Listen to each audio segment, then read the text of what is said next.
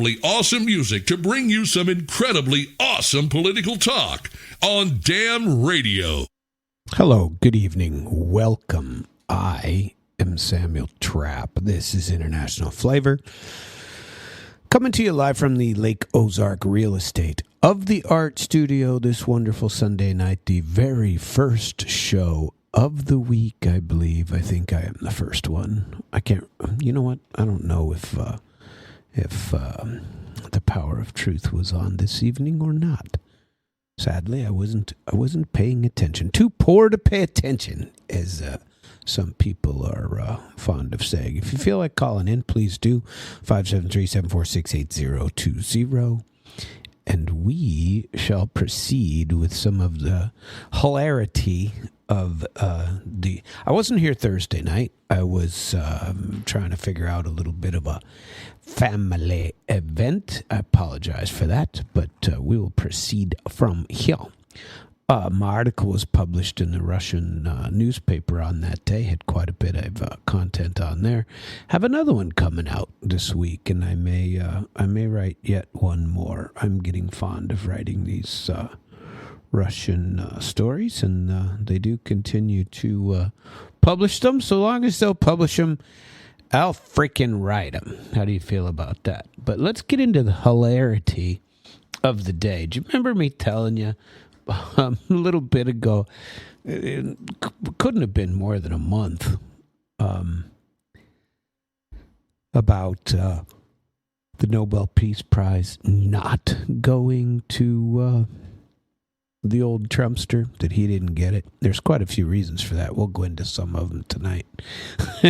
I don't know that this guy is necessarily a peace president. This could be a horror story of a year militarily, as far as regime change and money, attacking for oil and threatening people for that. It's kind of crazy. Let's see. But the hilarity of the day begins with the Nobel Prize winner, Maria Corina Machado. Basically, she is calling the Nobel Peace Prize has gone to her, and she says the only way to oust the illegitimate Nicolas Maduro, she says, is for the U.S. to blow him up. Let's start a war. Let's do some regime change. This is nonsense, friends and neighbors. And of course, she's sitting in the catbird seat because they want her to take on over. Oh, been a rough week. Well, you know what? I completely forgot until my mother told me on the phone today that it was fall back. We gained an hour. Aren't you gaining an hour that way? Or are we losing an hour? Yeah, I think we gain an hour. Yeah. They're blowing up more drug boats, and I'm going to tell you a little bit about that. But let's, what are we up to? Like 45 people blown up with no evidence? Just kill them. It's a peacetime president, right? Blow up everyone. We're going to bomb everybody. I'm sitting there thinking, well, maybe it's some kind of a deal. You leave me alone in Venezuela while I go for free oil there, or Nigeria while I go for more free oil there. And how about I leave you alone, Mr. Vladimir Vladimirovich, in the old Ukraine? We're not going to bother you over there. I haven't heard a lot of news on that recently. Not a whole lot going on. Let's tell you about the Washington's alleged anti-drug campaign off of the Venezuelan coast. The U.S. military buildup off Venezuela's coast will help bring about regime change, says opposition figure Maria Corina Machado. The Nobel Peace Prize winner this year said she would welcome I welcome U.S. strikes on the country if they will remove President Nicolas Maduro. Well, it doesn't matter. If what we need is more Ukraine-style democracy somewhere else, right? Oh, good stuff. And we'll get to some more stories on that. Washington's accused Maduro. Again, no proof. They just make accusation, decide that's the deal, and he might be. I don't know. I don't care. But do more than just say it. The government says a lot, and they never get anywhere. But Washington has been accusing Maduro of having ties to drug cartels. Oh yeah, just like most of our politicians have ties, connections to the deep state. Washington calls Maduro a narco-terrorist. You throw in that word terrorist, and all the people who aren't paying attention or are too dumb to read, all they see is terrorist, and that means we can blow them up. Let's blow up those ships in the Caribbean. Earlier this year, the old Trumpster deployed a naval armada to the Western Caribbean, and since September, U.S. forces have been blowing up alleged drug smuggling boats off of Venezuela. Media reports say that Washington is expanding its naval presence, suggesting that the mission could extend beyond counter-narcotics. It's not counter-narcotics now. This is blowing up people to make sure that we all shut up and nobody says a word about it because we don't care, and to see politically whether blowing up speedboats in the water is going to bother anybody. That's why we're doing it. And Trump denies so far planning direct strikes in Venezuela, although he did say he was sending the CIA there last week. Remember, we talked about that the CIA is operating inside of Venezuela in the efforts of creating some further regime change, right? But he's denying it, and reportedly is reviewing strikes inside of Venezuela as a list of potential targets. He was asked on Bloomberg's The Michelle Hussein Show if she backs the U.S. military action, and Machado said, "I believe escalation that's taking place is the only way to force Maduro to understand it's time to go." She claimed that Maduro illegally seized power in last year's election, from which she was barred from participation. Well, I don't understand why we're worried about elections in other countries. I mean, if we're worried about elections, again, why don't we have a look at Ukraine? There are no elections there. There's no democracy there. There's no alternative party there. There's only the man of the people, Vladimir Zelensky. Isn't that crazy? Machado also claimed that opposition candidate Edmundo Gonzalez Urrutia won the election. Ousting Maduro, she says, will not be regime change, since he's not the legitimate president anyway. But according to her, he is the head of the narco-terrorist structure. This is not regime change. This is enforcing the will of the Venezuelan people, she stressed. Now, when has anybody worried about the will of the people? If we're worried about the will of the people, I hate to say it again, but look on the other side of the planet away from Venezuela. Let's go back into Ukraine, where 76%, was it, in our thing last week, said they're ready to end the war at the current lines. Did you hear about the helicopter crash? Oh man, I got to find that one and see if I can give you the entertainment. It's not even entertaining. It's really sad.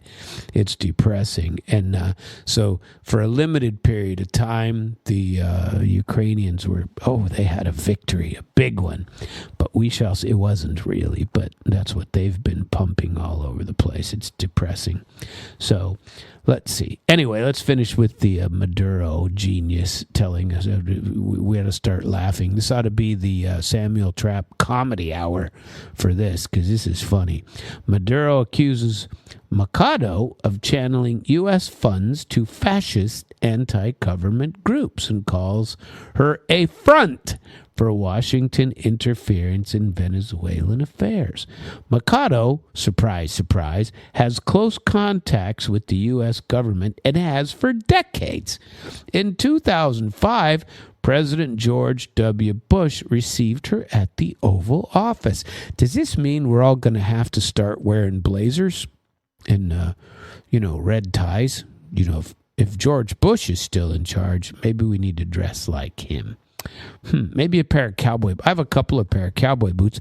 I could put them on with a pair of jeans, but as long as you wear a blazer, all is well. Later, asked if military force is the only way to remove Maduro, Machado said the threat alone might be sufficient. So if we line up, how many warships was it? Like 7 or 8, and 60,000 freaking troops on them all. That maybe that will scare him into leaving. I don't know, but I sure hope we don't attack. That's so much for getting a Nobel Peace Prize, huh? That ain't going to work.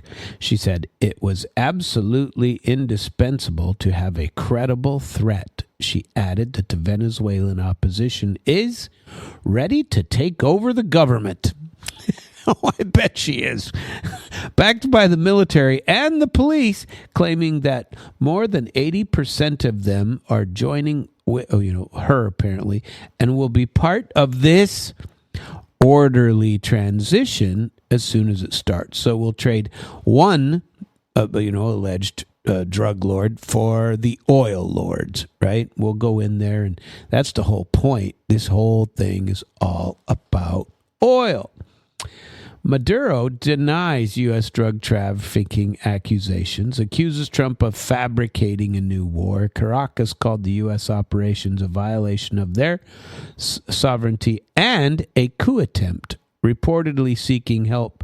Well, Caracas is reportedly seeking help from Russia, China, and Iran to strengthen its defenses. Russia ratified a strategic partnership treaty with Venezuela on Monday, less than a week ago, and of course condemns the U.S. efforts. So, what was I telling you? Well, we have this article said there were only so far 16,000 troops off the Venezuelan coast, according to the Washington Post. The American forces in the area reportedly include 8 Navy ships, a special ops vessel, and a nuclear submarine. How about that? The U.S. is deploying a massive military contingent to the area near Venezuela. The move indicates, or may indicate, plans to expand operations. The U.S. has repeatedly accused Venezuela of aiding narco-terrorists. This is an oil grab, people. This has put somebody in familiar to us all. It's happened before. This is what we do, and Trump's no different than the rest of them when it comes to globalists seizing power, assets, and giving them to U.S. businesses. Trump's a businessman, and Trump is doing the same thing that everyone else is, but he's using the army to do it. I assume if he gave money to Maduro, what difference would it make? Do you think there ought to be some sort of effort to attempt to do it? No, they want to control it. So we have to put in, according to common belief, we have to engage in regime change. And then we have a puppet, a Zelensky South, Zelensky South America puppet. We have the same thing. So crazy stuff. So 8 Navy warships. The aircraft carrier USS Gerald Ford, which is expected to arrive next week, will bring with it 3 more military vessels and 4,000 more military personnel. Additionally, F-35 fighter jets are stationed at a U.S. base in Puerto Rico. The arrival of the carrier group suggests Washington's plans extend beyond to counter narcotics. No! I can't believe it. You think? It says nothing to do with narcotics. It has everything to do with oil. Okay? Oh, boy. The director of the Americas program in the Center for Strategic and International Studies added that U.S. President Trump has a month to make a major decision before the group would need to be redeployed. Multiple outlets have reported the White House has been weighing potential military action in Venezuela. Senator Rick Scott told CBS last night that Maduro's days are numbered. Remember me sharing some of that with you? He's not the only one to have said it. Washington Post claimed on Thursday that Washington had already identified potential targets, including military facilities. Allegedly, so you have to say it's all about drugs, these military facilities are allegedly used for drug smuggling. When asked about the report on Friday, Trump said, no, it's not true. But last month, Trump confirmed authorizing the CIA to carry out lethal covert ops in the region. Does that bother anyone, or is it just me? I mean, I suppose it's just me, because everybody I talk to about it seems reasonably okay with it. Nutty stuff. We're gonna go back to where were we? Hello. I included some articles that I've been reviewing here, and one of the things I wanted to talk about was checkpoints and sea lanes and logistics between Russia and Belgorod and Russia and Belarus and Kaliningrad. Now, for those of you who don't know, and I don't know how often you look at a map or don't understand it, it's Kaliningrad is part of Russia, but it's on the Baltic Sea. And so it's on the other side of Latvia, Lithuania, Estonia. So it's a part of, like, a little island inside of Europe, but it's not an island, a figurative island. It's a Russia outside, like Transnistria in Moldova, which they want to be part of the Russian country. And so Kaliningrad is, and it's on the Baltic Sea. And if you remember, a couple of times, once while I was in Belarus, driving through to Lithuania, I may have told the story, I'm 90% sure I did, that the stops at the border are just nutty, and they drag on forever. And so, they say, and it's true because I've seen it, but driving out of Lithuania into Belarus doesn't take any time at all. That there's a big busload of us, and we waited in line for a little bit, but not very long, and then you just get out, do a bag drag, they check y'all out, and the bus goes through, and you hop back on, and keep on trucking, right? Maybe an hour and a half tops.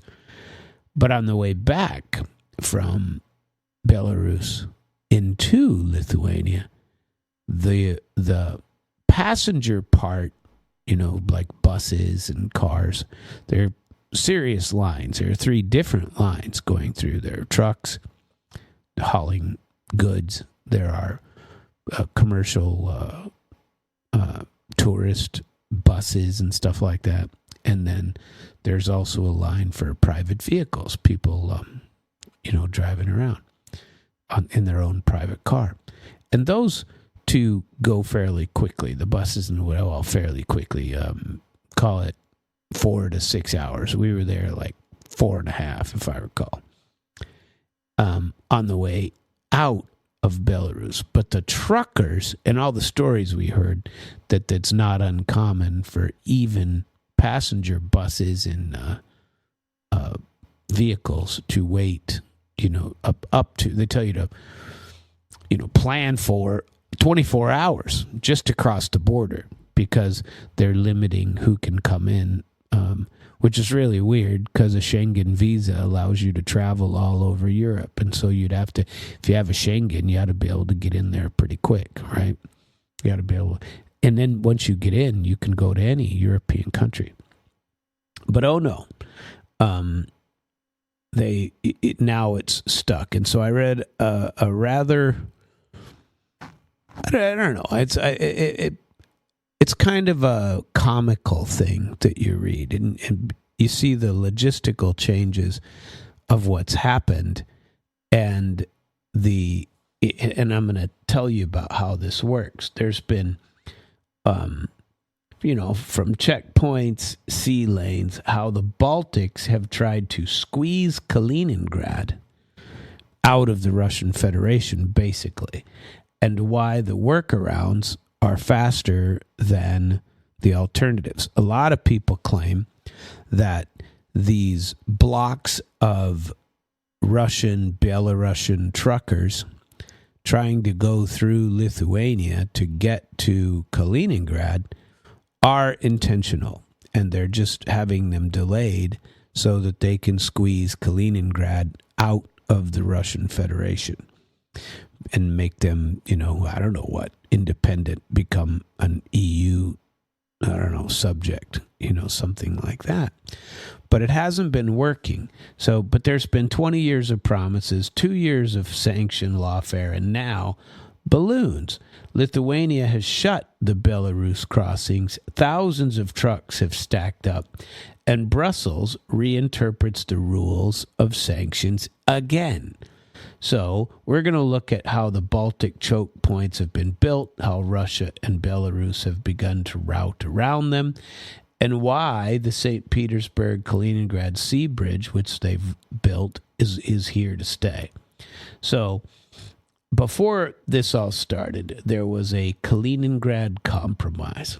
In 2002 and 2003, as Lithuania was preparing to join the EU, Moscow and Brussels struck a transit agreement so Russians could move people and products, goods, to and from Kaliningrad through Lithuania.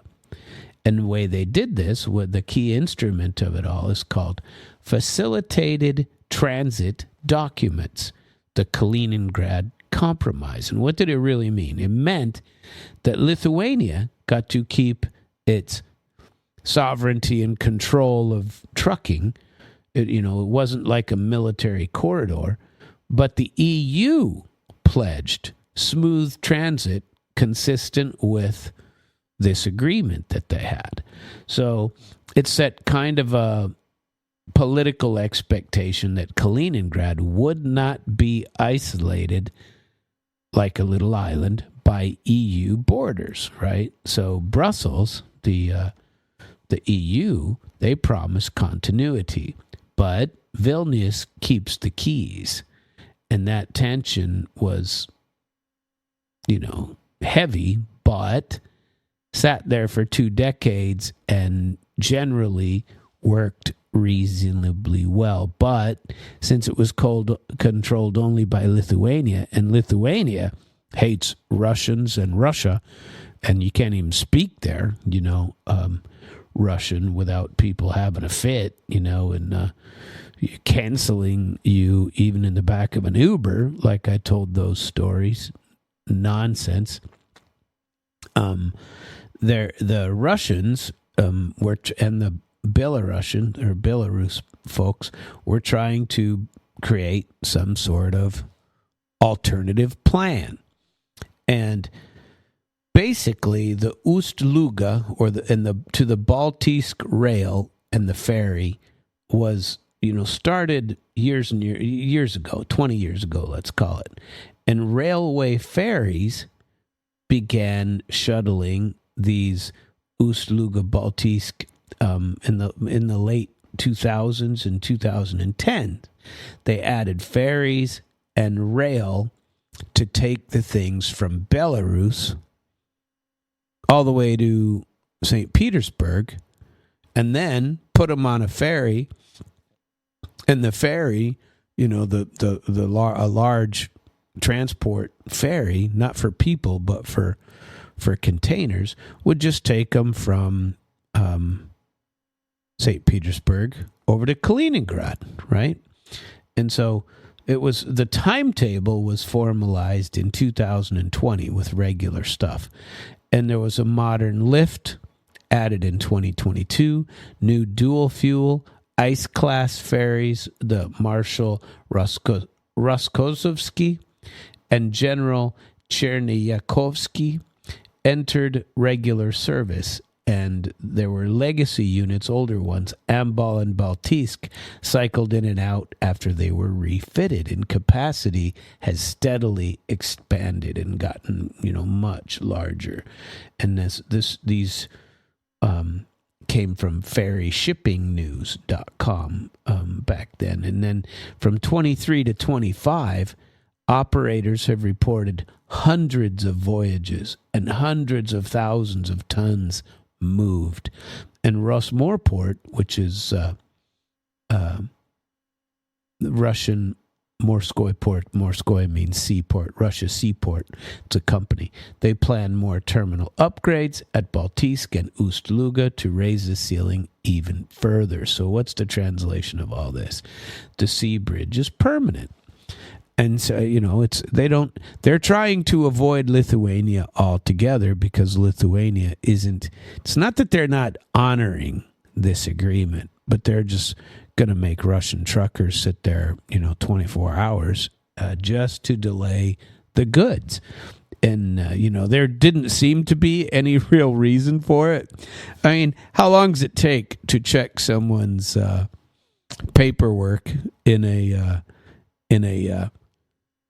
line? Most of us have been through the airport and see what it takes to enter another country. If you've traveled anywhere, and it shouldn't take much to review documents, to review shipping containers, that doesn't take very long, and other countries do it pretty quickly, so they're talking about this quite a bit. But when politics is pinching, the land routes, the sea route is going to swallow all that cargo, and that's what's going to happen. So from 21 to 23, there were a lot of border theatrics, and there was the first squeeze on the issue, right? So in 2021, there was a migration crisis, and they've been having all kinds of people headed into Latvia, Lithuania, Estonia from Ukraine mostly, and Latvia closed one of the two Belarus crossings, and they said that Minsk, that's Belarus, had engineered some sort of wave of foreigners to come and get into the country. Poland and Lithuania both started hardening their controls and stopping people from coming in. But the freight was still flowing, but much slower, a lot more friction. And Belarus started, they were hit with at the ports first. Lithuania moved against Belarus potash, right? And then state rail termination. And it didn't target Kaliningrad. They were targeting Belarus to keep them from getting into Kaliningrad. And so it rewired the Belarus Baltic logistics and set a precedent for them. Policy would, by port and rail. So before anyone ever touched any Kaliningrad cargo, they were firing warning shots. The war was ramping up at this time, and so they're really pushing to kick Russia out. And let's talk about the summer of 2022. And Lithuania tested a Kaliningrad ban. Okay, they wanted to ban it. In June and July of 2022, Lithuania began blocking rail transit of goods that were already approved by the EU. Steel and iron, cement, alcohol, and more. And claiming that, the EU was stopping it, but it wasn't the EU, it was Lithuania itself. Moscow called it a blockade. And then on the 13th of July of 2022, the EU issued guidance. Road transit by Russian operators was now banned, but rail transit of goods to Kaliningrad is not prohibited. So they could do it by rail, just not by truck. But there would be volume controls and nothing that is dual-use items, nothing that could potentially be used by military. Lithuania said it would comply with this and then later lifted the rail ban. So the blockade attempts collapsed into a rail only that was allowed, but you couldn't do it trucking. So even at the peak political pressure, EU had to accommodate Kaliningrad rail, which is a legacy of that framework that had been in existence for 20 years. So supposedly it was going to stay open, although Vilnius pulled the brakes, Brussels shifted it to rail. The trains could roll, but trucks could not. And then the workarounds became a little more difficult and politics were escalating. So the ferry lines became the backbone of it all. So Roskosovsky and Chernyakovsky in service, and they entered service in 23, and Baltic came back after repairs. So this began moving millions and millions of tons through the port, and so they're modernizing terminals. They're up an additional 200 to 300 containers, per route that they have been able to improve because of the increased size of these ferries, right? And so in October of 2025, I told you about this last month, Lithuania closed or restricted Belarus crossings for a month. Remember, there were, I don't know what was going on over there, but it was really a pretext. And they were talking about indefinite closure because they were talking about contraband cigarettes. Remember that when I told you about that a couple of weeks ago? They called it a hybrid attack on cigarettes from Europe because they're selling the cheap Russian ones, even shutting the Vilnius airports briefly. So 2,000 trucks were stranded in Belarus, and there were very few exemptions that were allowed to come out. Moscow warned Vilnius against new provocations affecting Kaliningrad. Baltic harassment, continued, although they had a legal obligation to perform. Poland, 2025. Warsaw shut road and rail also with Belarus during these drills for, remember, Zapad 2025, the military drills in the West. And they were hitting the China-EU artery and then reopened under pressure because there were a lot of things going scarce. So they keep repeating this same story.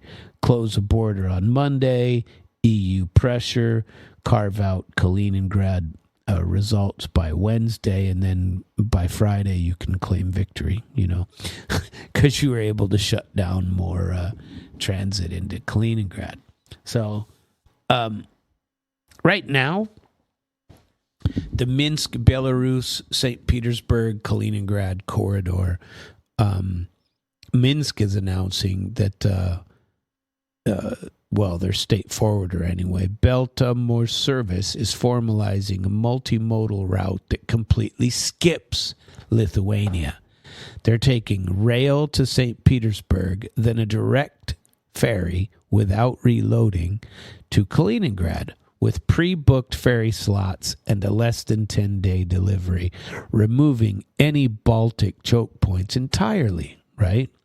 So it's plugging into existing Russian ferry spines. But why does this matter? Because even if Lithuania keeps exemptions for Kaliningrad rail, political risk is still high, as you've seen from them continuing to stop it. So the sea bridge turns into the default logistics route. So the money and all of the movement stays in Russia, and no transit fees, no tariffs, no anything on goods, because it's all going to stay Russia to Russia. And so Lithuania, once again, kicks itself in the foot, right? But if your neighbor keeps playing with the gate, you build your own gate, get around it, right? So with all the sanctions that are coming out in the ports and rail contract pressures, and now border theatrics with all these, crazy talks about cigarettes and anything else coming, how can you... all the workarounds. I tell you a lot about Russia getting creative to do, and their allies getting creative to avoid these sanctions. And every time a new sanctions package comes out, Russia gets even more creative. And where there's a need, the money will find a way, right? And so all of these things, they're doing it. And everything that the West does, not just the U.S., but the EU and everyone else,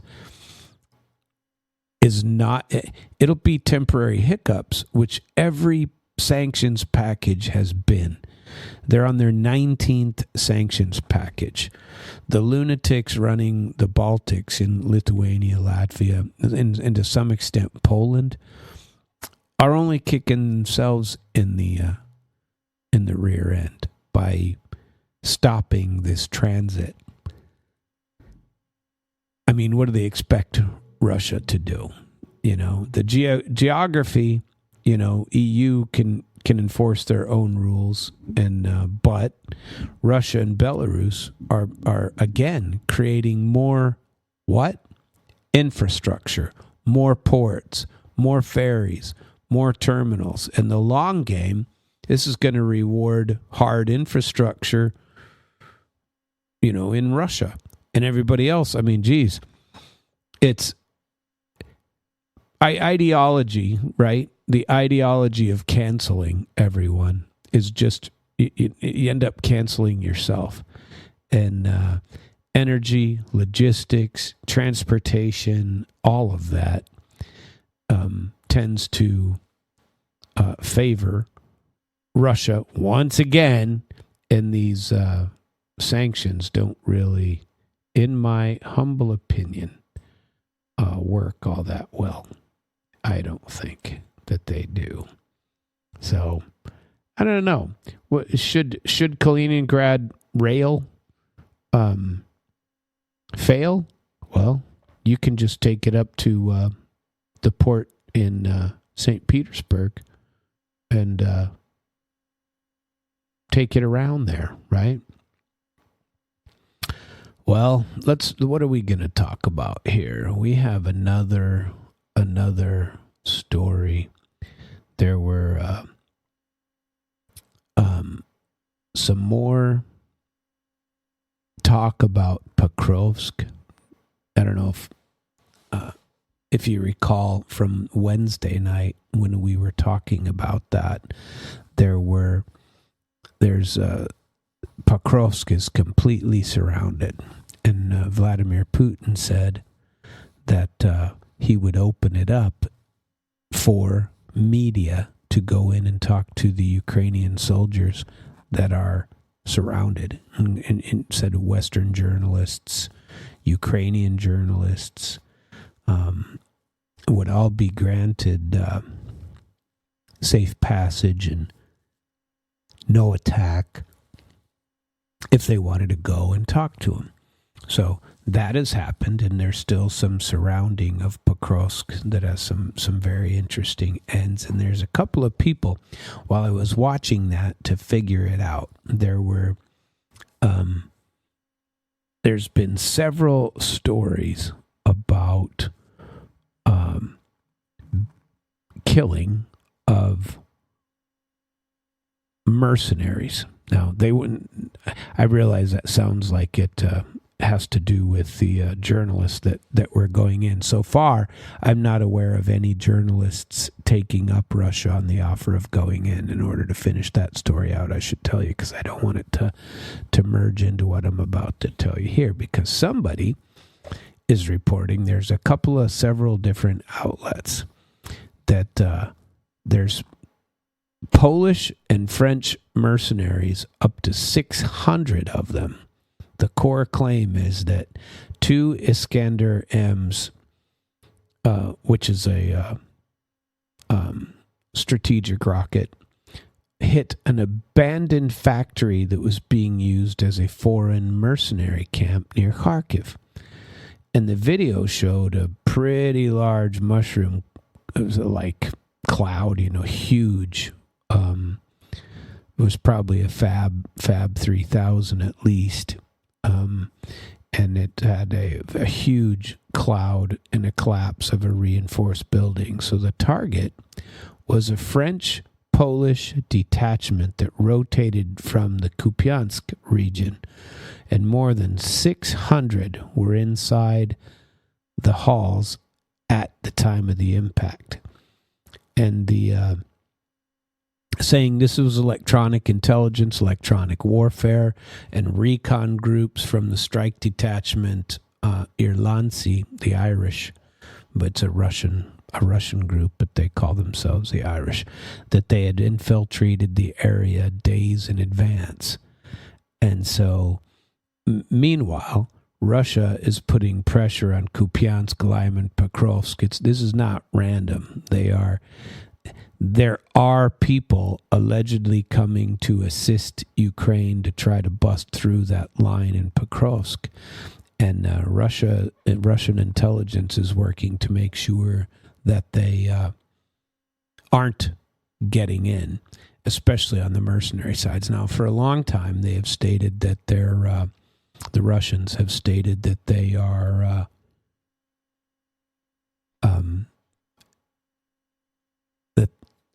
I'm sorry, excuse me, I had something in my throat there.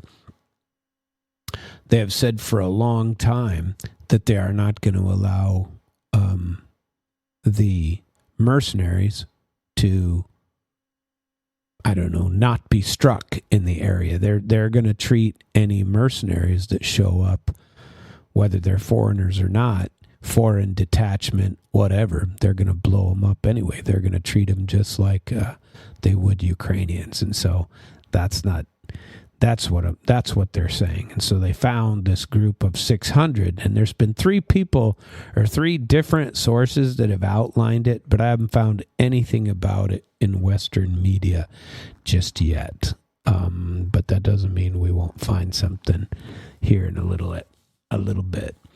And so these Iskander M's, which are short-range ballistic missiles, less than 500 kilometers, Mach 6 or 7, they're maneuverable upon re-entry. They have multiple conventional warheads. They can do fragmentation, cluster rounds, penetration, bunker busters. They're designed to beat area defenses and go after hard targets, right? So they can dodge, but they're fast, and they are pretty damn heavy.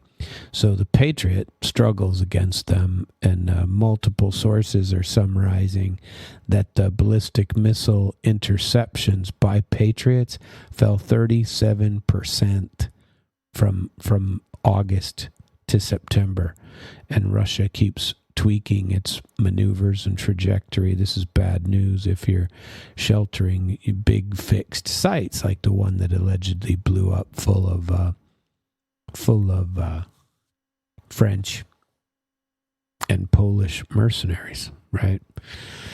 So what we can confirm is EAD Daily, Izvestia English say that Iskanders hit the AFU locations and foreign mercenary sites around that same time frame.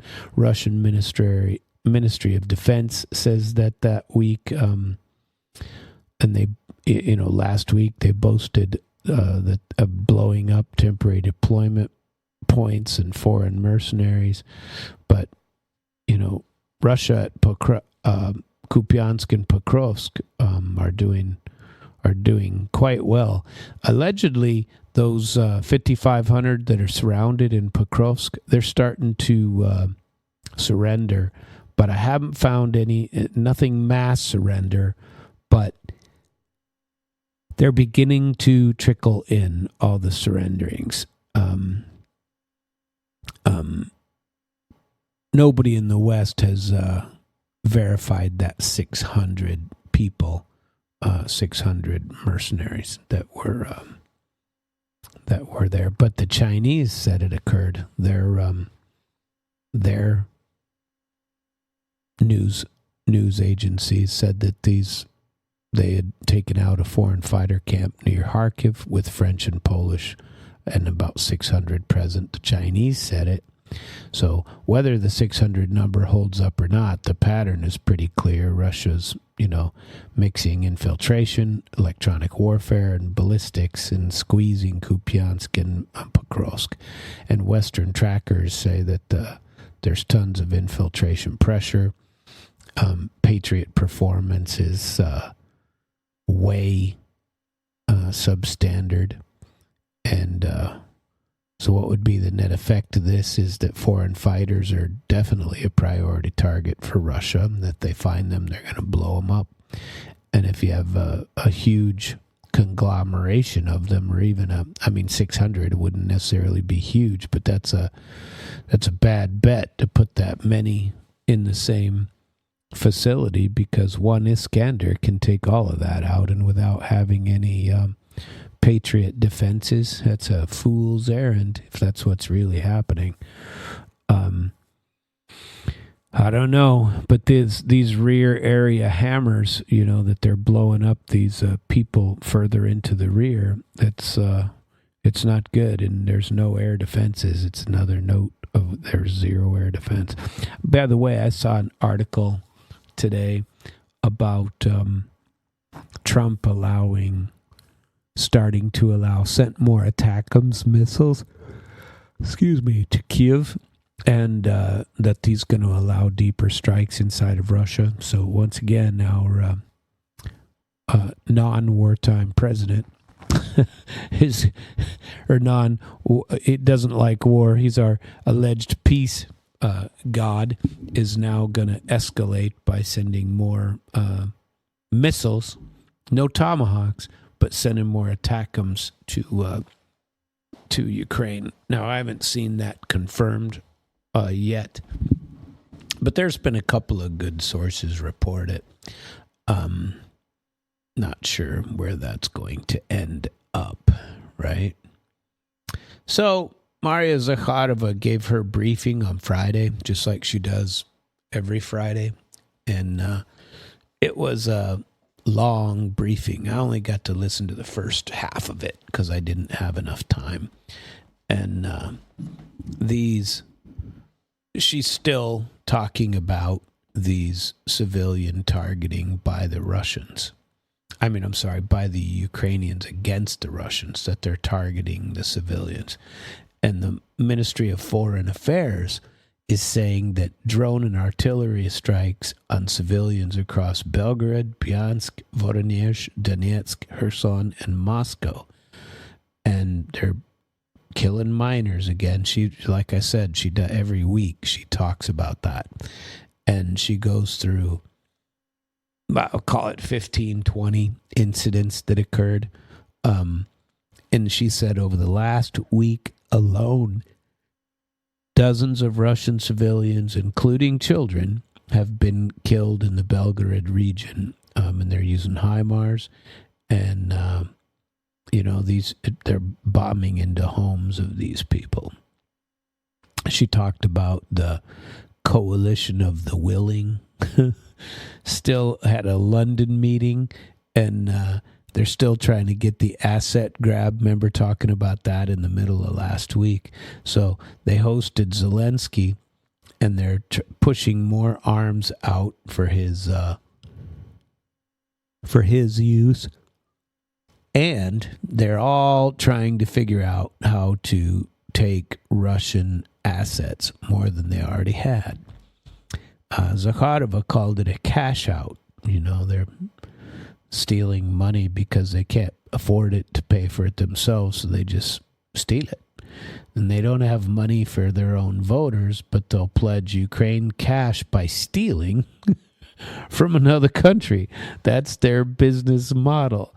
Isn't that crazy?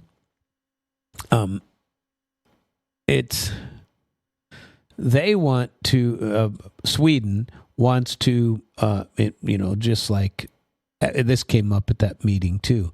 They want to part fund via the frozen Russian assets is what they want to do.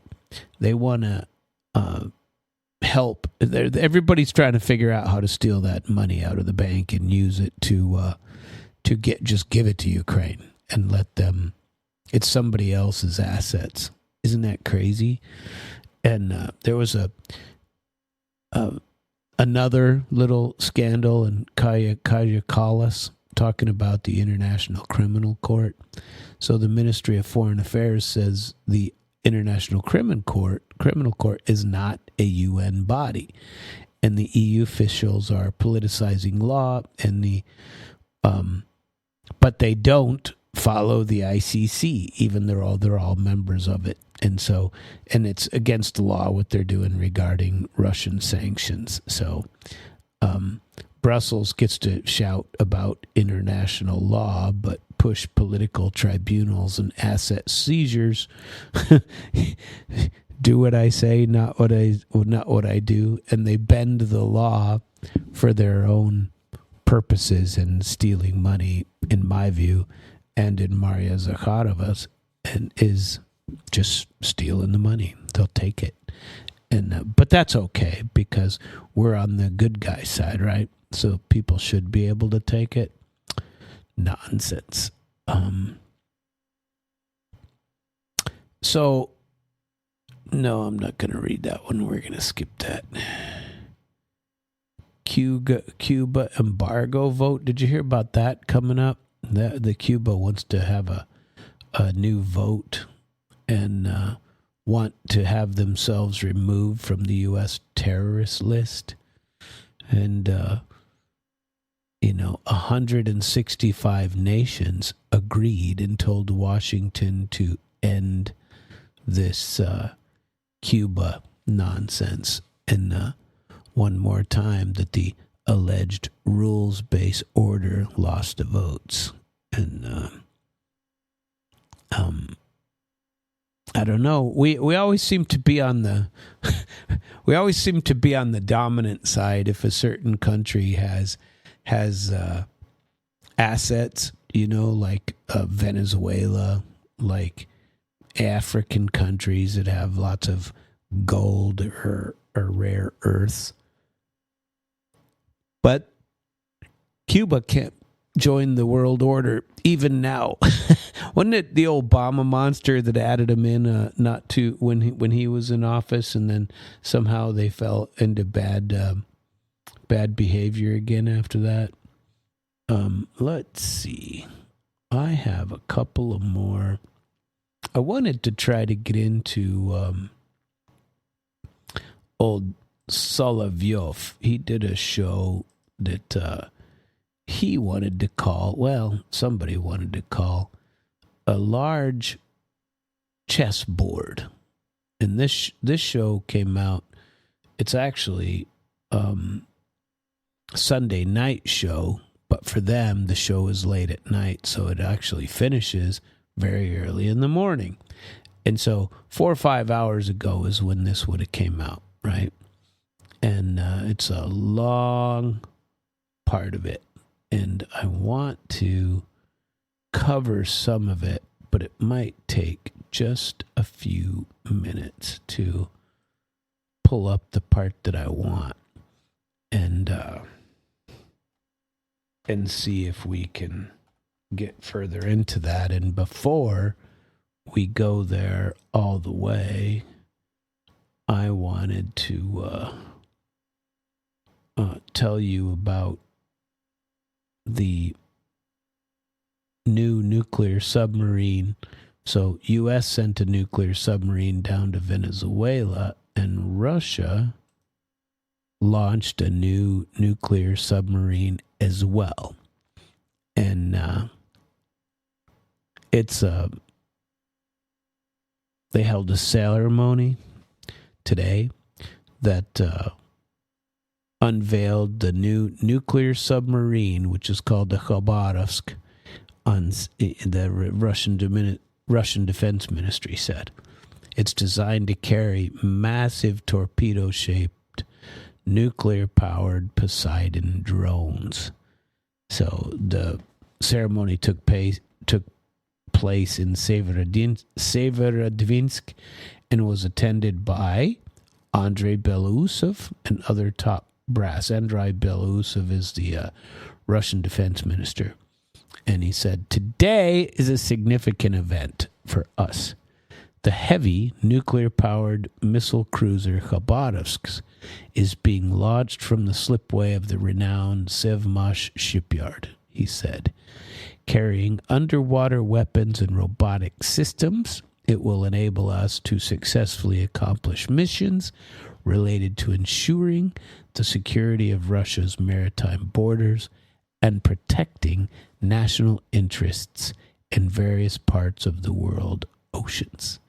He added that the submarine has to complete a series of tests, and he wished the crew well. The Khabarovsk was specifically designed and built for the Poseidon.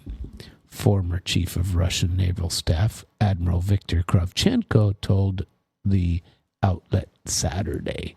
The Poseidon cannot currently be intercepted by any means, according to Russian President Vladimir Putin. Earlier this week, Russia carried out tests involving state-of-the-art drones, as well as the unlimited-range Burevestnik. These announcements have come amid a stall in the peace talks. U.S. President Trump said on Thursday that he has instructed the Department of War to start testing nuclear weapons again, citing strategic competition with Russia and China. But Russia is not, so far, in an arms race with the U.S., said Dmitry Peskov on Thursday when asked about this. Now, I haven't heard any real cover for us I haven't seen U.S. nuclear testing as being, I've seen a couple of headlines on it, but nothing from the U.S. side that says we're getting ready to start up again with nuclear testing. And the only place we do that is underground. unless things have changed dramatically. That's the way it goes. But I haven't seen it anywhere else. Let's see. There was, well, I already shared that with you last week because that seems to be a repeat.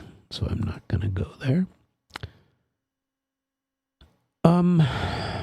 I think what we're going to do is go into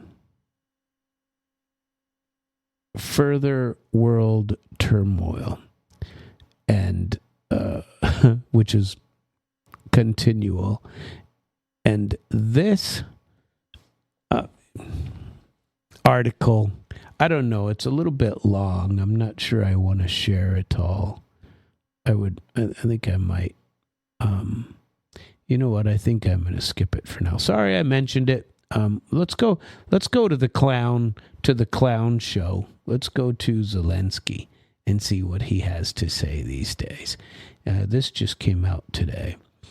And allegedly, because we don't know, Kyiv has received additional U.S.-made Patriot air defense systems from Germany, he said.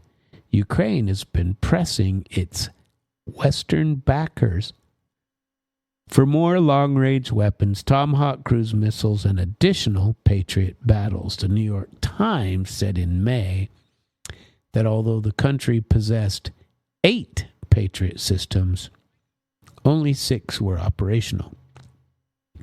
But in a post on X on Sunday, Zelensky thanked German Chancellor Friedrich Merz by saying, "Our agreements have been fulfilled. More Patriots are in Ukraine now and are being put into operation. Of course, more systems are needed to protect key infrastructure sites in our cities across Ukraine, and we will continue working to obtain them, not only at political level with states and leaders, but directly with manufacturers of all necessary air defense systems and missiles for them." The Russian Defense Ministry has claimed to have destroyed about 40 Patriot launcher systems since 2023. 40. Wonder how many there were in total. I mean, they are expensive. While the U.S. President Trump has declined Tomahawks, he is allowing NATO countries to purchase more American weapons on Kyiv's behalf. Moscow says that no amount of foreign aid will change the battlefield into Ukraine's favor. Last month, Zelensky said the Ukraine and the U.S. were preparing a contract for 25 more Patriot systems. And he said, this is great, this part.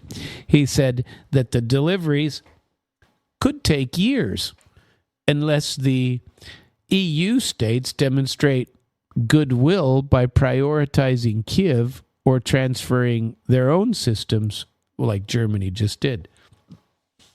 With each system costing approximately $1 billion, Ukraine hopes to finance the purchases by using Russian assets. I tell you what, watch out where you put your money. Put it in a Western bank and they'll just seize it. Nonsense. Did you hear this horrible story about this people getting stabbed on a train in the UK? This is nuts. Multiple people were stabbed on a train near Cambridge in East England. 2 suspects were detained.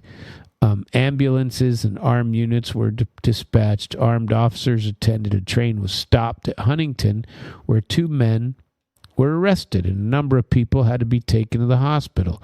Police said 10 people were hospitalized, all but 1 with life-threatening injuries. British Transport Police said the terrorism alert was declared at one point, but was then rescinded. Chief Superintendent Chris Casey said it would not be appropriate to speculate about motive. Well, why wouldn't it be? You know, this is nonsense. They said there was a 32-year-old man who was a black British national and a 35-year-old man, a British national of Caribbean descent, were arrested on the suspicion of attempted murder. Both were born in the UK. There was a video showing heavy police presence, but, you know, it doesn't show any of the, I mean, not that I'd want to see them anyway, but a witness told Sky News that he saw extremely bloodied passengers fleeing the assailants. The witnesses added that one passenger shouted, "They've got knives."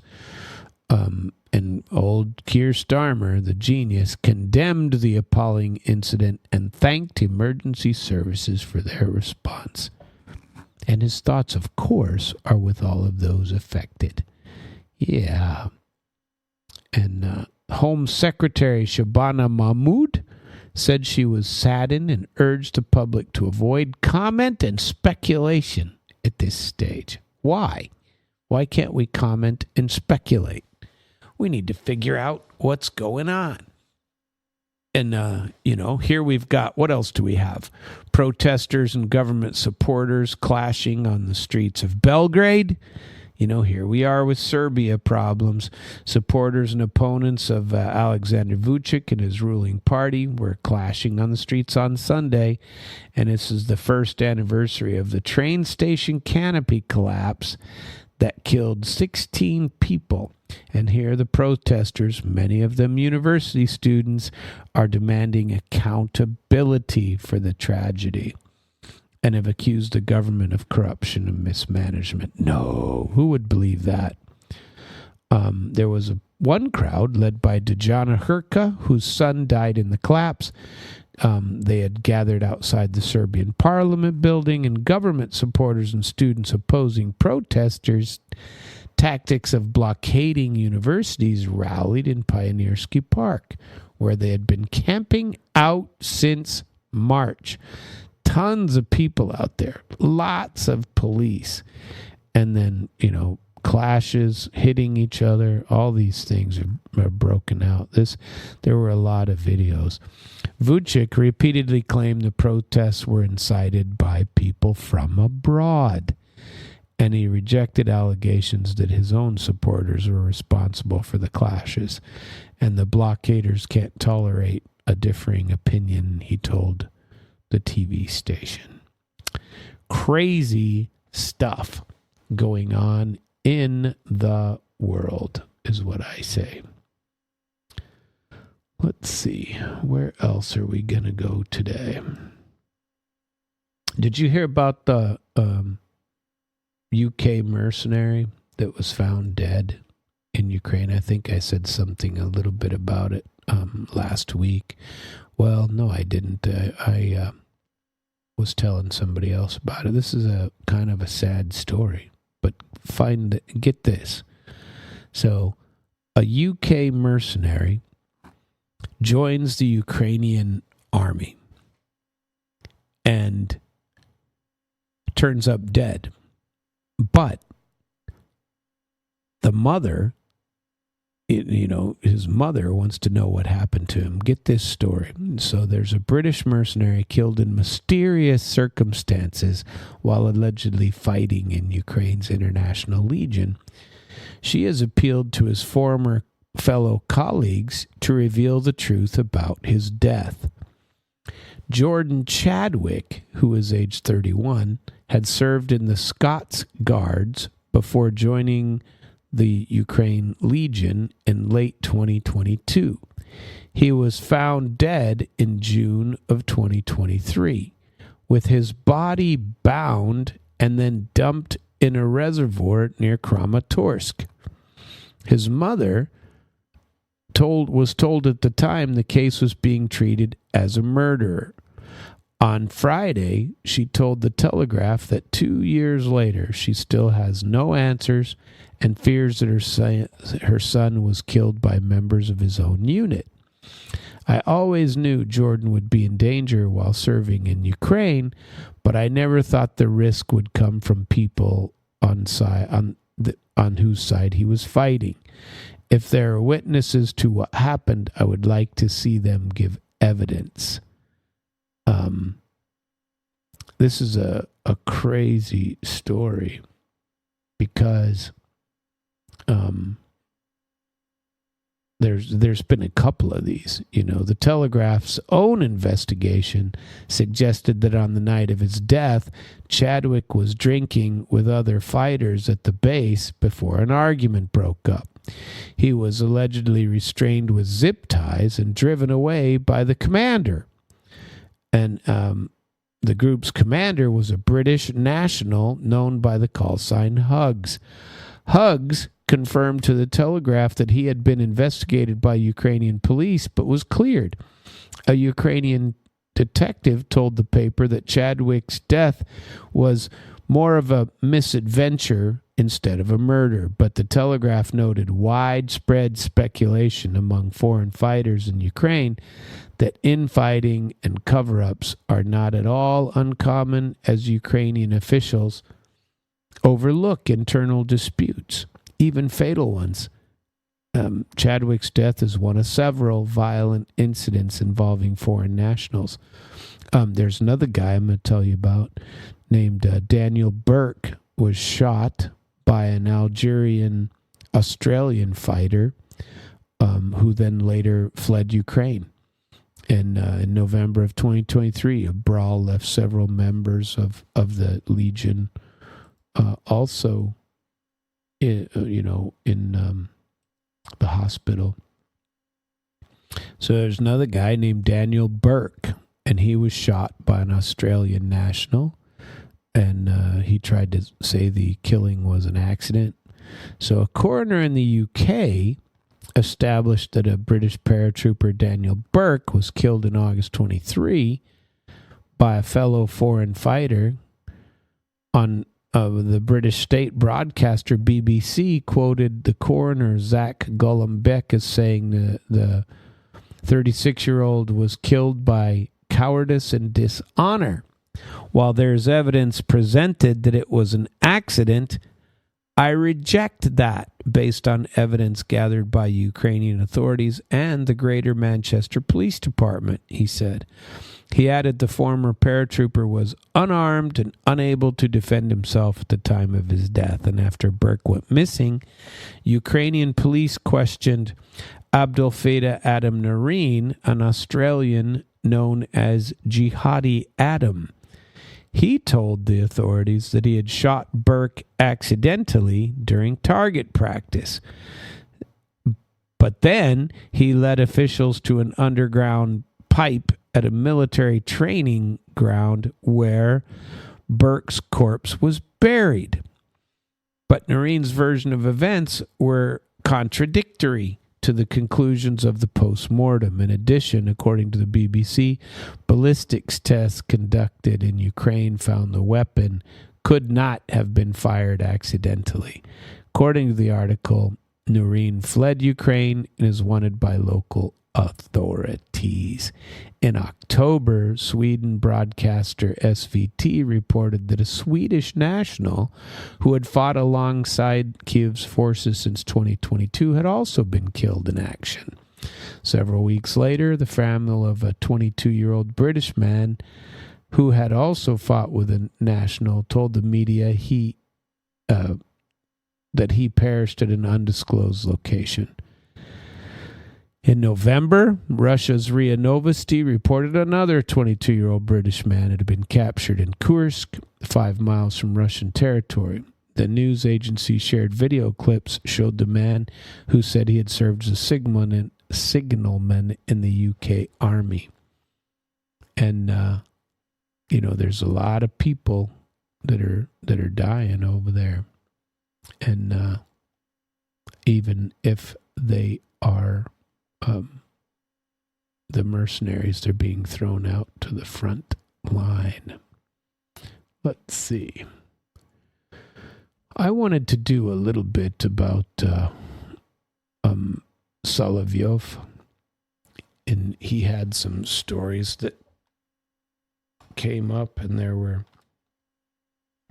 quite a few topics in his 3-hour show. But I only got to watch about an hour of it. So I'm only going to give you the first parts. There was a guy named, where is he? See if I can find it. They talked about tactics and technology on the front lines. That was an interesting segment. And talking mostly about drones. So Russia, on average, every day, every single day, is sending in 186 on average drones, Shahed, the big drones that look like a mini airplane basically. And those drones, 186 of them a day. And Ukraine is doing it too, but these FPV drops and have been devastating to what is going on for the Ukrainians. It's been pretty damn bad.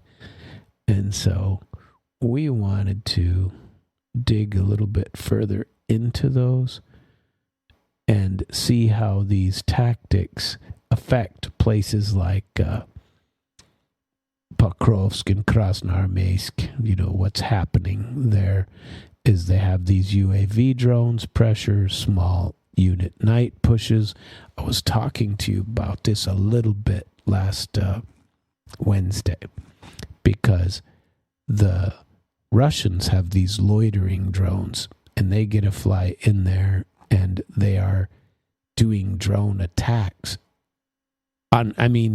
they're attacking other drones on the Ukrainian side. Of course they're drone attacks, but they're doing attacks on Ukrainian drones with their own drones. And then they can record. They have so many drones in the air that they can record drones being taken out. And of the Shahed variant, there's 168 every single night. And that doesn't include all the FPV drones that are going out as well. And it has helped them quite a bit, especially in Pokrovsk and Krasnoarmeysk. There was an article today and a short story on of a successful, allegedly, according to the Ukrainian side, and on the Russian side and quite a few other sides, this is idiotic and foolish, right? So when I was in the military, I was an operator on a Black Hawk helicopter. It was an electronic warfare helicopter, so we had all kinds of electronic equipment in there. We could jam radio signals of, from wherever on the battlefield. But our main job was collection of enemy intelligence, right? And so it was an interesting concept, and we could pinpoint a location back in the day when there weren't any pinpoints. That was a different system. But the only reason I bring that up is because on our flight line, our helicopters were the only ones that were equipped in full with all kinds of electronic warfare equipment. And our crew consisted of the two pilots and the operators, and two operators, one behind each pilot. And so there was nowhere for any other troops to be carried around, conveyed. There was so much electronic equipment that nobody could fit in there except the two soldiers that were in the back running the platforms.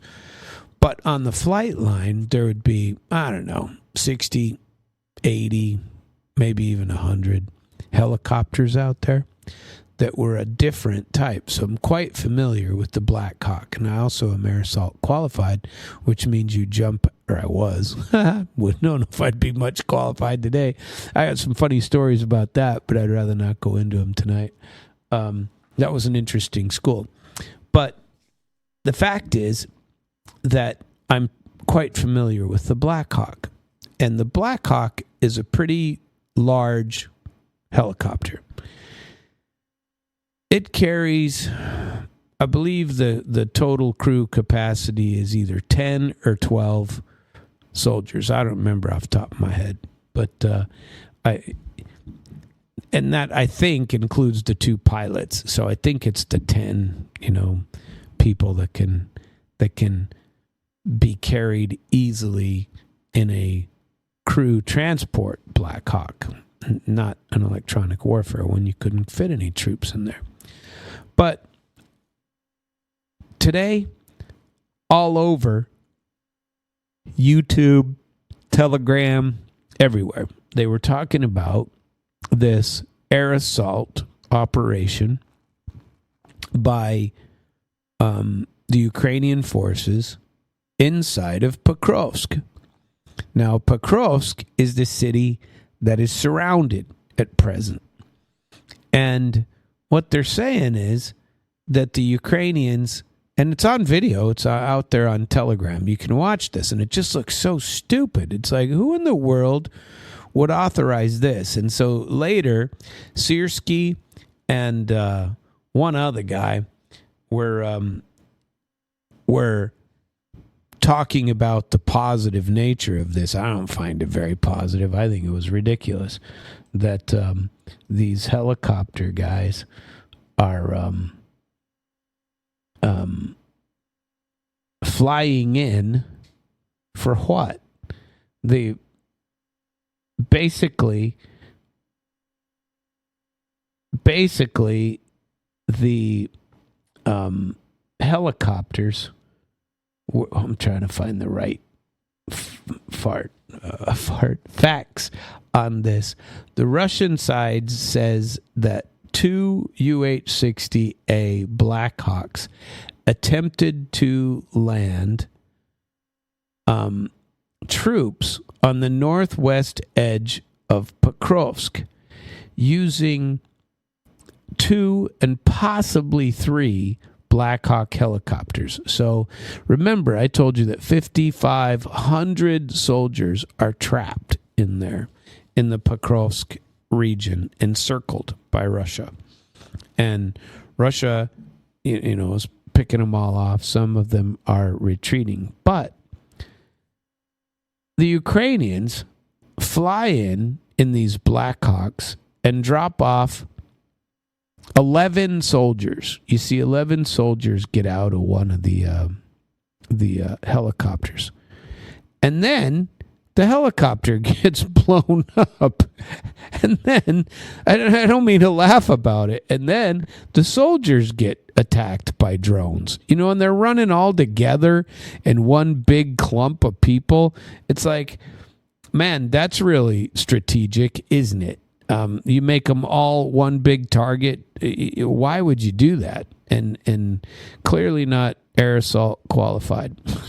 And they're jumping out of there. I mean, you look at these Black Hawks. The Russians say that they took out one of the helicopters quite quickly and took out 15 soldiers at least that were killed in this failed operation. And it's the second attempt in the last 48 hours. I'm sitting there wondering, why in the world, what tactical or strategic or any advantage is that sort of attack going to make for you? Nothing. I mean, what's it going to make? The cumulative loss between the 2 helicopters, the soldiers, they only blew up one of the helicopters. The other one flew out after dropping off its people. But allegedly, that could be up to, they say there were up to 20 soldiers, and maybe 3 times this, two helicopters one time and then one more. And they say in the last 48 hours. And they say they have taken out at least one UH-60, and there was video of it. And this is, they used to call us air insertion, or, we were an air insertion team, that you go in for a specific purpose, whether it's reconnaissance, whether it's something like that. But in Pokrovsk, what are they going to send them in for? I'm sitting there trying to find some kind of a strategic reason or a tactical reason for them to do this. And for me, it's just not making sense that you would fly in an area clearly dominated by Russian artillery, Russian drones, and to land, let your guys out, and then all over Telegram, watch the helicopter explode right after landing, and watch the 11 guys be hunted down by Russian drones, and all run into one group. It didn't take very much to get rid of them, to kill them all. And it's, who in the world is running the show over there? Why are you flying in to a region encircled by the Russians? What are 11 guys going to do to get 5,500 out? Oh, geez, what are you sending them messages? How many MREs could you carry in there? How much food? Not much. How are you going to feed them all? What are you going to wait for manna from heaven or what? Something seems just really stupid. And there's talk, again, that they're trying to extract some trapped NATO officers. Now, I don't know about that. That was mentioned on Solovyov, too, that they're trying to assist somebody allegedly important in getting out. Well, the way to do that wouldn't be send in 35 people. It'd be to send in a Black Hawk and have that important person jump on the Black Hawk and fly out with them. Or something similar if you're going to do that. And I don't see it happening if the Russians control the airspaces like they do. So the pro-Russian outlets and military bloggers of all stripes say that there was a defeat of the landing, and they showed, the claims and the footage. I saw the footage. But, in the days of fakes online and everything, who the hell knows. But the Western analysis acknowledges that there were insertions, but they don't know whether they've been killed or not. And some Ukrainian sources are denying the kill count. They have said that there were 11 killed, but, they talk about the fog of war. If Moscow's version holds up, the Black Hawk insertions this close to the rail look like a high-risk attempt to get somebody important out of there. Evidence Kiev is under pressure inside the city perimeter, and the West is everybody. We've talked about it and say that the insertions happened, but they won't say so far whether there were any losses immediately after or if they lost any Black Hawks out of it. They won't talk about it, and so I don't know. This is a foolish method of attempting to win a war, because there's even if there are high value NATO people in there, how the hell are 11 guys gonna take them out? Is it gonna mean that somebody has to surrender? What do we know? What are we going to do about that? We're going to search in that story a little bit more and see if we can find anything more about it. Not for tonight, though. That's for tomorrow. Let's see. Well, as we wind down the show for this evening, I wanted to get into one more story for you. Oops, I moved to the wrong page. On the analysis. This was rather comical as well. You know what? I'm not going to have time to go into it. It looks like we shall be wrapping up. I thought I still had a few minutes left, but I do not. It is time to close up for tonight. I very much appreciate you joining me. We will be here tomorrow night, just like we are every night, Sunday through Thursday, from 9 p.m. to 10:30 p.m. Here on damradio.com/live. You can listen to all of my prior shows at internationalflavor.com, where they all stored, or you can listen to them at damradio.com/podcast. I think that tomorrow's show, well, I want to get into some more about Venezuela. I appreciate you being here tonight. Please join us tomorrow. Good night.